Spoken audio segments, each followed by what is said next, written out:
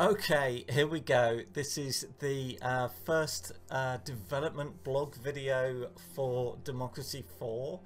I did a load of these for Production Line, which was the last game I worked on, and I thought they were really helpful and they were really good and I enjoyed doing them. So we're going to be doing them for Democracy 4, and this is the first one, which means it is the least professional one and the one that will be more mess than anything else. But hey, you know, this is proper game development. So anyway, if you didn't watch any of those, I am Cliff Harris. I tend to be called Cliffski online. I've been making video games for 20 years. I've been programming for 39 years. And I used to work at Elixir and Lionhead. I did loads of weird jobs that I won't go into, but also I made Gratuitous Space Battles and Production Line. I published some games like Big Pharma and Shadowhand and some others, and also I did the Democracy games, which are political strategy games. So I did Democracy 1 and that was okay and it was interesting. Democracy 2 did really well. Then I did Democracy 3, which sold a crazy number of copies and was really popular, and that was in 2013, I think. So it's a long time ago now, and it's really long past time that we came back and sort of revisited the whole thing. This is what it currently looks like. I'm just going to hover over here, I think. Oh, hang on. Am I? Yes, I do have a mouse. So in between all that, we did Democracy 3 Africa, which was basically designed and coded by a guy called Jeff Sheen, who is working with me on Democracy 4. So we're basically both coders and both designers on the game. And it's a bigger game. It's more complicated. There's a lot more stuff in it. If you played the original, if you played Democracy 3, you will know that it had expansion packs. It had 4 expansion packs in the end. It had social engineering, extremism, which now seems quaint because it's not that extreme. It had clones and drones, which was like futuristic stuff. And it had the electioneering expansion pack. So what we're doing with Democracy 4 is we're taking all the content from all of those expansions and we're just putting them into the base game, so you get all of it. So we'll probably sell it for a bit more than we used to. As well as that, we're obviously updating it. So loads of stuff is changing, loads of stuff is improving. Something that you'll notice right away if you've played the original game is that we've moved some stuff. So all of this stuff over here used to be in the middle. This is all the voter groups that represent the various people in your country. That used to be in the middle, and this was something that the UI designer came up with to put them here, and I think it is better actually, because it gives you more room for these areas which we're not actually at the moment pointing out what they are. But for example, this is the economy, this is tax, this is public services, law and order, transport, foreign affairs, and welfare. Some people get upset if you say welfare these days. Anyway, this is something that's worth bringing up. Oh my god, people are so angry about politics, and with good reason. I'm not trivialising people's political concerns. I live in the UK and we've had so many elections recently, and Brexit is happening, and everyone hates each other because of politics. It's really divisive. In the US, obviously, you've had Trump and the whole thing around that, impeachment and everything. People are much more tribal about politics than they were when we made the first game.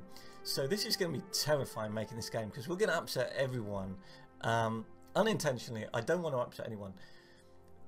The main thing that I want to get across to people who don't already know about this game and don't already know about it and me and the kind of games I make is that this is a game about politics. It's not a political game. So it's not trying to make a point.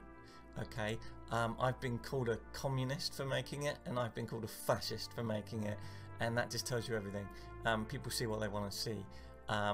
Personally, my politics have been all over the place. I was I was a lot more left-wing when I was younger, and my politics have changed quite a lot. I describe myself as a liberal environmentalist capitalist, which is all over the place. And but I'm not the only person working on the game, and we're not trying to say that any political system is right. We're not trying to say that gay marriage is good. We're not trying to say that gay marriage is bad. The same with abortion, the same with tax, the same with you know, energy policy, or equality or anything. We're just trying to represent what happens if you do stuff, and it's an interesting simulation to play with. Right. So we're going to do loads of these videos. I'm going to try and do them every week, because I did that for a while with Production Line, and it was great because it's got loads of feedback. One of the main things that's going to be different about this game is that we're going to make it live. You know, it's going to go into early access, and before that we'll probably do like a little alpha thing, and just sell you know, copies to like early access, before early access copies to people who are really keen. Because we want a lot of feedback. So people have lots of ideas of policies that should go into the game, and ways in which we should change it and stuff like that, and we really want to act on that. So this first video is going to be hopefully fairly brief, in that I'm just going to sort of go, well, we're back, this is what it looks like, this is what we're working on, and you know, please subscribe to our channel, etc. One thing that you'll notice is that having a white user interface, let me just mouse over something that's got nothing behind it, plays havoc with green screen. Look here. Look, I can interfere with the world. Oh my god, how do people light something when they've got like a white background? It's awful. But Exhibit A, prepare for the excitement. Boom! Some people really hated the fact that Democracy 3 was really bright, and I guess, you know, it can be really glary. Depends on your monitor settings a lot, actually. Some occasionally, if we sort of go to a show with a game, like Production Line was very white at one point, and you put it on a monitor that isn't your monitor, that's just some cheap monitor that you get at a show, and oh my god, it burns your retinas. It depends on the quality of your monitor. But anyway, so where is it? We have a thing now where you can change the palette to dark, and the game will look like this. I can click on things and they kind of look like this. I'm just going through a few random things, and I've got a little hotkey for me.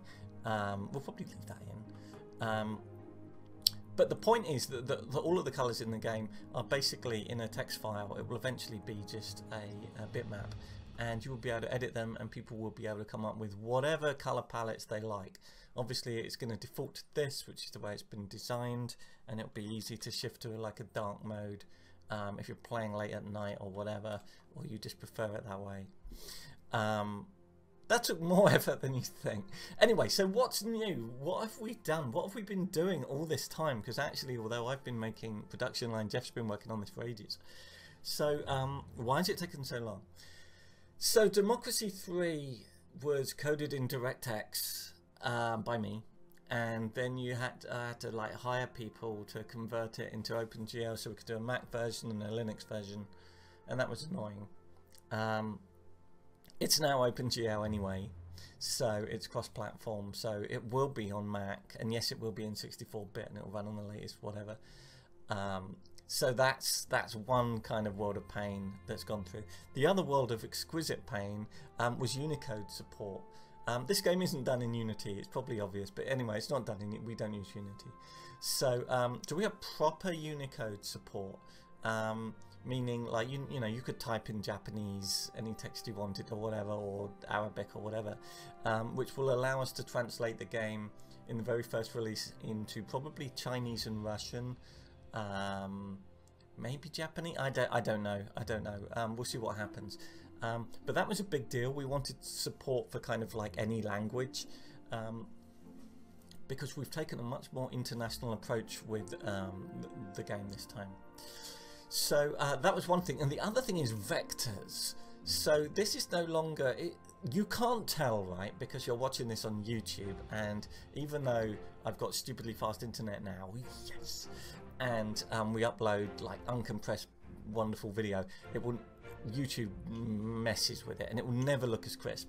But all of these, all the icons and all of the stuff in the game is, most of the stuff in the game is now drawn using vector graphics, so it looks really sharp, and you will not realize that until you either come and see it at a show or you actually install it on your machine and play it. Everything is so crisp and lovely, compared to Democracy 3, which looks like a horrible blurry mess in comparison. And it also means we can scale icons up and down and all over the place. It used to be that all the icons were the same size, which was silly. GDP and income tax are very important things.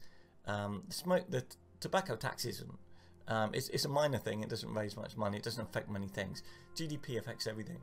So we've got all these options now in the game. So I can change this to just size these. This is a bug. It will happen smoothly. To just the value of them. So alcohol abuse is quite high, whereas food price is rock bottom. So that's small, that's big. Or I can change it to how influential things are. GDP is massively influential. Car usage is bizarrely very influential, or is influenced a lot, and so on and so forth. Or we can do it to finances, which is an interesting one. So you can see where the money's coming from and going. Most of it's coming from income tax. The blue icons we kind of ignore for this purpose because they're not finance related. Or we can have a kind of like composite algorithm of them, which is the default, which takes all of those things into account. And we're still playing about with that, but I like the idea of dynamically sizing these things. The other thing that allows us to do, which is cool, is it means we can have an infinite number of these. If you've played Democracy 3 with loads of mods, you'll notice that people add loads and loads of icons and they just don't fit. It's just a crisis. It's just awful. But now we can add as many as we want, and everything will dynamically resize using amazing technology that Jeff wrote. Anyway, the other thing is that these areas, you'll notice, are not the normal size. If you play Democracy 3, they're all kind of like shifted in different places, and that's dynamic as well. So this area is big because we've got a lot of stuff going on in the economy. If we added tons of transport policies, this would get bigger and the others will get smaller, and that's all kind of cool. So we have Unicode, we have vector graphics, and what's the other thing? I've forgotten already. Oh yeah, it's cross-platform already. So those are that took ages. Then we redesigned the whole user interface, and you might go, oh no, you haven't. It looks the same. But no, there's a lot of little bits of work involved. We also doubled the amount of characters. So if I go to capitalist, we have 2. Right, and you got 2 for everyone. It's not always that they're a man and a woman, but the people are so obsessed with identity politics now that it's really hard to not offend people. And something that I have to point out right now, and I'm going to do it from here, from the environmentalist page, is that this is not saying this is what environmentalists look like. Okay. I am a massive environmentalist. I drive an electric car, I have solar panels outside, I invest in renewable energy, I'm obsessed with it. And I don't have a beard or a hat like this. I don't go hiking. I don't even like going outside. And I do own a bicycle, but I haven't ridden on it for over 10 years. So these are just aspects of people's personality. So I am a bit of an I'm a lot of an environmentalist. I'm a fair amount of a capitalist, but I don't wear a suit, and I'm pretty liberal. But I'm not the classic liberal that we've done here. Although I do like coffee, I do not have a hipster beard. So yeah, we've got like two voters for everyone. Something else that we're trying to do, I don't want this video to go on forever, is we're trying to make it a lot more international. So we had a lot of discussions, me and Jeff, about what the voters should look like and what policies should be in the game and the rest of it. So they represent kind of like the global reality, which is very different. So I wrote all of the descriptions of the voters and then sent them to Jeff, and he very sensibly said, no, you're wrong. Statistically speaking, that is not the case. So I wanted basically a young person with texting on a mobile phone with a skateboard, and it was kind of like mocking the kind of like cliched sort of millennial kind of trope that we have. And Jeff was pointing out that like that is a very Western trope and is not particularly true in Africa, and something that is very very popular globally is sports, and especially football with young people. And there's a lot of things in this that people will go, well, that's not what the rich look like. Where's the rich? Wealthy. You see, it really depends what country you're in. What do the wealthy look like? It depends. What do the poor look like? We have a kind of someone in a trailer park, but then we have someone who is absolutely sort of dirt poor somewhere. It really depends. And like I say, we're not trying to offend anyone. I really like the fact that we have two of everyone, because like motorist, the default would be like a sort of Jeremy Clarkson type kind of car loving guy, right? But you know, loads of women drive.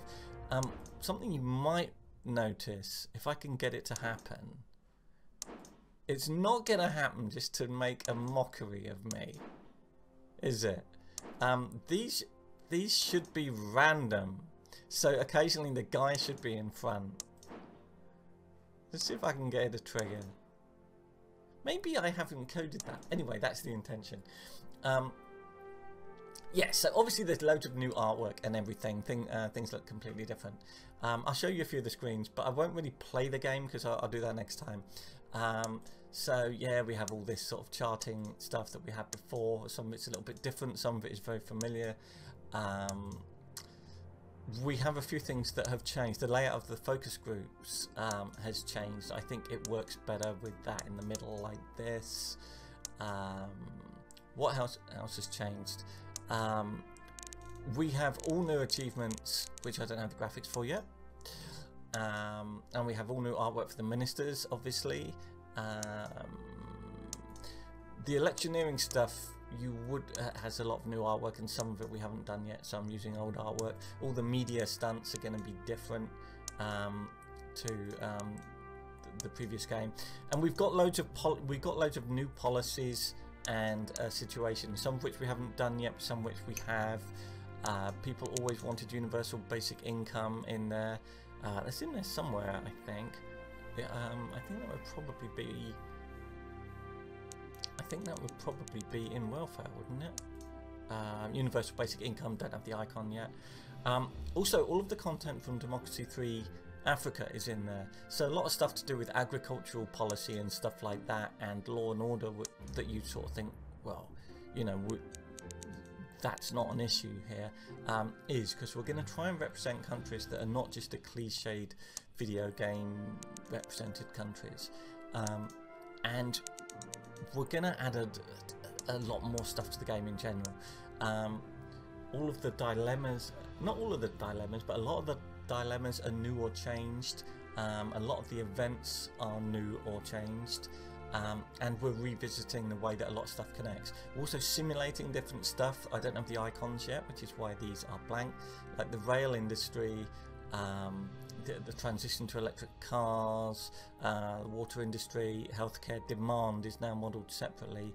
The reason we're modelling things like the water industry, we've got telecoms somewhere, internet speed is modelled. The generational wealth gap is a big issue in being modelled. Somewhere is veganism, the energy industry. Come on, veganism. You're there somewhere. Veganism! People going vegan is going to be a thing.